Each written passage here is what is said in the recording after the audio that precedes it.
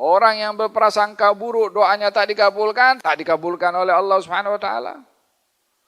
Orang yang berprasangka buruk tidak diselesaikan daripada segala urusannya, tak akan selesai segala urusannya. Apa sebabnya? Dia punya prasangka buruk.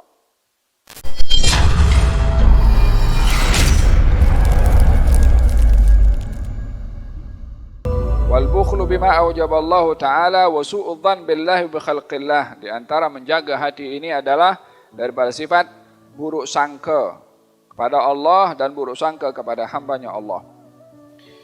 Di antara dosa buruk sangka yang paling besar adalah buruk sangka kepada Allah Subhanahu wa taala. Apa maksud buruk sangka kepada Allah Subhanahu wa taala? Dalam Al-Qur'anul Karim Allah Subhanahu wa taala berfirman, ada golongan waktu itu yang merasa buruk sangka kepada Allah kalau Allah tak akan menurunkan pertolongan pada peperangan. Itu buruk sangka kepada Allah. Orang yang buruk sangka kepada Allah dengan mengatakan dalam hatinya, Allah tak ampunkan dosa saya. Orang buruk sangka kepada Allah. Orang buruk sangka kepada Allah mengatakan doa saya tak dikabulkan oleh Allah. Dia buruk sangka kepada Allah. Orang buruk sangka kepada Allah mengatakan Allah tak bagi sehat dan tak bagi mudah urusan kerja saya. Dia buruk sangka kepada Allah Subhanahu wa taala. Maka orang yang dia berburuk sangka kepada Allah, dia akan dapat apa yang dia sangkakan pada prasangkaan buruk, karena prasangka buruknya dia dapat. Bukan karena Allah yang bagi dia hal yang dia tidak inginkan, tapi prasangkanya dia yang menyebabkan dia dapat itu apa yang dia berprasangka buruk kepada Allah Subhanahu wa taala. Orang yang berprasangka buruk dia tak diberi kesehatan, maka dia sakit terus. Orang yang berprasangka buruk doanya tak dikabulkan oleh Allah Subhanahu wa taala. Orang yang berprasangka buruk tidak diselesaikan daripada segala urusannya, tak akan selesai segala urusannya. Apa sebabnya? Dia punya prasangka buruk. Oleh sebab demikian diperintahkan kita untuk berbaik sangka kepada Allah Subhanahu wa taala. Ana inda dhanni abdi bi falyadhunna bi ma syaa. Saya ini ada pada prasangka hamba saya. Kurang apa lagi Allah Subhanahu wa taala tempatkan zatnya yang maha agung, yang maha perkasa ini. Saya akan tempatkan diri saya pada prasangka hamba. Terpulang hamba itu akan punya prasangka apa? Diserahkan oleh Allah kepada hamba itu. Punya prasangka apa? Kalau prasangkanya buruk, ya dia dapat buruk. Dia punya prasangka buruk.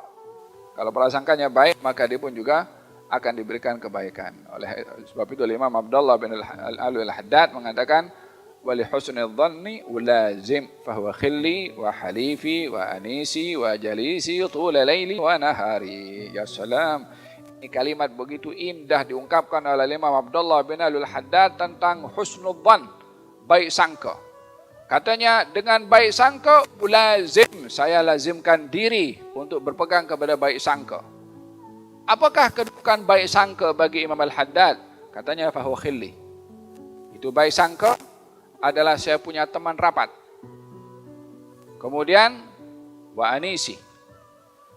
Itu baik sangka adalah teman penghibur kepada saya. Wa halifi. Baik sangka itu kawan yang menyokong kepada saya. Kemudian fa huwa khilli wa halifi wa anisi wa jalisi. Teman yang setia dengan saya. Apa itu semua? Baik sangka. Oh, apalagi kurang. Orang dapat semua itu. Teman rapat, teman yang menghibur, teman yang membela, dan teman yang setia. Oh, kalau orang dapat satu teman saja sifatnya macam ini, khalas, tak perlu orang lain sudah di dunia ini. Kata Imam Syafi'i mengatakan, salamun ala dunya idza lam yakun biha sadiqun saduqun sadiqul wa'di munsifa. Teman ini menjadi tempat yang paling menentukan kehidupan seseorang bahagia atau tidak. Ingin berteman dengan husnul dhan. Pegang itu husnul dhan.